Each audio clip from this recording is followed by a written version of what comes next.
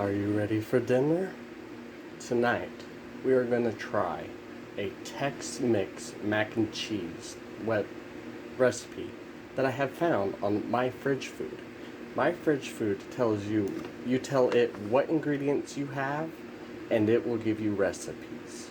So, what we're going to need is 1 pound ground beef, a package of taco seasoning. I don't have that, so I'll be making my own taco sauce.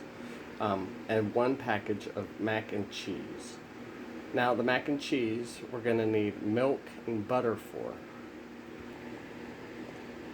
We are going to need 6 cups of water, 4 tablespoons of margarine, and 1/4 cup of milk for this.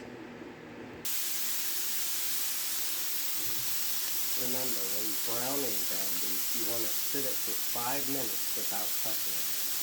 Then when it's done, at 5 minutes, you flip it over, you season it, and then you set it for another 3 to 5 minutes to finish cooking.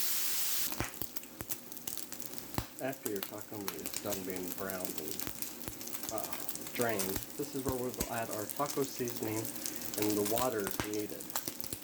Once you add the taco seasoning and the water, you'll let it simmer for about 10 minutes or until the liquid is absorbed. Then you'll set it aside and get the macaroni going. The macaroni is very simple to make. We're just going to follow the directions on here. We'll bring 6 cups of water to a boil in a medium saucepan. We will let the macaroni cook for 7 to 8 minutes or until tender, stirring occasionally, and then we will drain it. Do not rinse this, and make sure that it stays warm. We'll add 4 tablespoons of margarine or butter and 1/4 cup of milk when it's finished.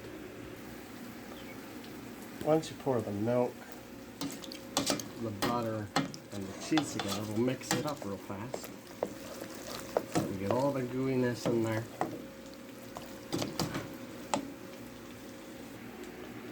Once you have your mac and cheese set to your consistency, we are going to grab our taco meat here and we are going to combine the two. Once again, this is what the Tex Mex mac and cheese will be looking like when you're finished. I hope you enjoyed. If you would like to like and subscribe to the video, it does help a lot.